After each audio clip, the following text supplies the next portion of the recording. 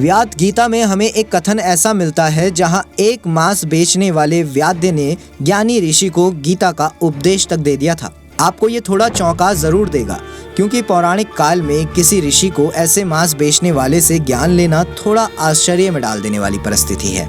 उस व्यक्ति ने जो कहा ऋषि से, उसके बाद उन्हें बड़ा ही पश्चाताप हुआ। यहाँ तक उन्हें अपनी सोच पर घृणा हुई थी। आखिर क्या है ये कहानी? ऐसी क्या बात कही थी उस मांस बेचने वाले व्यक्ति ने ऋषि से? चलिए जानते हैं पूरी कहानी को। गीता शब्द सुनते ही हमें सबसे पहले भगवत गीता का स्मरण आता है और इसे ही हम गीता मानते हैं। हम सभी जानते हैं कि श्री कृष्ण ने महाभारत युद्ध में अर्जुन को ज्ञान देकर धर्म की राह पर चलने के लिए भगवत गीता का उपदेश दिया था। दरअसल भगवत गीता के अलावा भारतीय परंपरा के अनुसार कुल 60 तरह की गीता है, जैसे कि गुरु गीता, अनु गीता, ब्रह्म गीता, उत्तर गीता, वग गीता और अन्य। तो आइए अब आगे बढ़ते हैं कहानी की ओर। कथा के अनुसार सुदर्शन नाम का ब्राह्मण तपस्या हेतु वन में चला जाता है। वन में एक चिड्डा उसके ऊपर बीट कर देता है। बीट के उसके ऊपर गिरने से ब्राह्मण उस चिड्डे की ओर देखता है और चिड्डा भस्म होकर नीचे गिर जाता है। यह देखकर वह ब्राह्मण समझता है कि तपस्या सफल हो रही है। वह सोचता है कि उसे सिद्धि मिल गई है। फिर वह एक बस्ती में गया और वहाँ एक घर के सामने भिक्षा मांगने के लिए आवाज लगाई, भिक्षाम देई। अंदर से आवाज आई कि ठहरिए महाराज, मैं अभी आती हूँ। कुछ देर बाद उसने फिर आवाज लगाई, भिक्षाम देई, लेकिन इस बार भी वही जवाब मिला। उसके सब्र का बांध टूटने लगा था और तपस्या का घमंड भी था। वह कहने लगा कि तुम्हें पता नहीं है मैं कौन हूँ, मेरी अवहेलना कर रही है तू। यह सुनकर अंदर से आवाज आई कि मुझे पता है, लेकिन आप मुझे चिड्डा मत समझना, जिसको आप देखेंगे और वो जल जाएगा। चुपचाप वहीं खड़े रहो, अभी आई। यह उत्तर सुनकर वह तपस्वी ब्राह्मण आश्चर्य में पड़ गया कि इसको घर बैठे कैसे पता चल गई ये बात। मैं तो अभी अभी जंगल से आया हूँ। वह ब्राह्मण चुपचाप खड़ा रहा। थोड़ी देर बाद वह महिला भिक्षा लेकर आई। तब ब्राह्मण ने डरते हुए पूछा, देवी हमें बताओ कि तुम्हें कैसे पता चला कि मैंने चिड्डे को भस्म कर दिया। उसने कहा, मेरे पास इतना समय नहीं है कि मैं आपको बताऊं। आप अपनी भिक्षा लीजिए और यदि आपको इस विषय में जानना है तो अमुक शहर में चले जाइए। वहाँ पर एक वैश्य रहते हैं, वो आपको बता देंगे। वह ब्राह्मण उस वैश्य के पास गया। वह वैश्य अपने व्यवसाय में लगा था। उस वैश्य ने कहा, पंडित जी बैठ जाइए। थोड़ी देर बाद उस ब्राह्मण ने कहा कि मैं आपसे कुछ पूछना चाहता हूँ।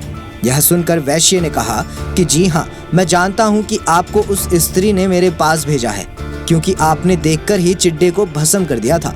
लेकिन अभी मेरे पास समय नहीं है कि आप एक काम करिए कि यदि बहुत ज़रूरी हो जानना तो आप अमुक नगर में एक व्याध रहता है, वह आपको सारी बात समझा देगा। और यदि मेरे से ही समझना है तो दुकान मंगल होने तक इंतज़ार करना होगा। परंतु उस ब्राह्मण से रहा नहीं गया और वो वहाँ से उठकर चला गया और व्याध्य से मिला। व्याध मांस का व्यापार करता था, मांस काट काट कर बेचता था। उसने ब्राह्मण को देखा और कहा, आइए पंडित जी बैठिए, आपको सेठ जी ने भेजा है। कोई बात नहीं, विराजिए। अभी मैं अपना काम कर रहा हूँ, बाद में मैं आपसे बात करूँगा। ब्राह्मण यह सुनकर बड़ा हैरान हुआ कि इसे कैसे पता चल गया।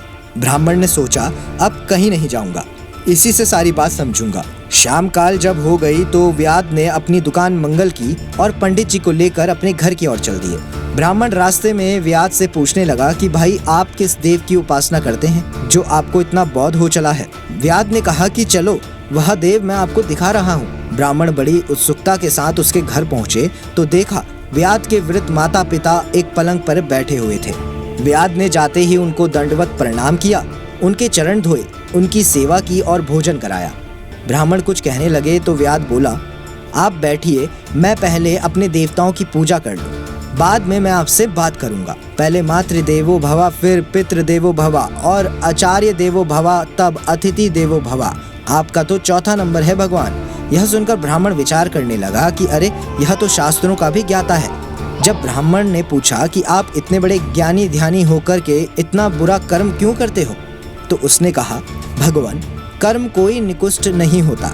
हम व्याध के यहाँ पैदा हुए हैं, मेरे बाप भी मांस बेचते थे, उनके बाप भी, और यह धंधा हमें अपने पूर्वजों से मिला है, इसलिए हमें इससे कोई घृणा नहीं है। क्योंकि जब तक इस दुनिया में कोई मांस खाने वाला होगा तो उसके लिए बेचने वाला भी होगा। इस तरह व्याध गीता का ज्ञान प्रारंभ हुआ। तब ब्राह्मण को समझ आया कि कोई काम छोटा नहीं होता और हर एक काम को करने में निष्ठा होनी चाहिए। दोस्तों, वीडियो अच्छी लगी हो तो वीडियो को लाइक करें, शेयर करें और कमेंट बॉक्स में जय श्री कृष्ण लिखना ना भूलें।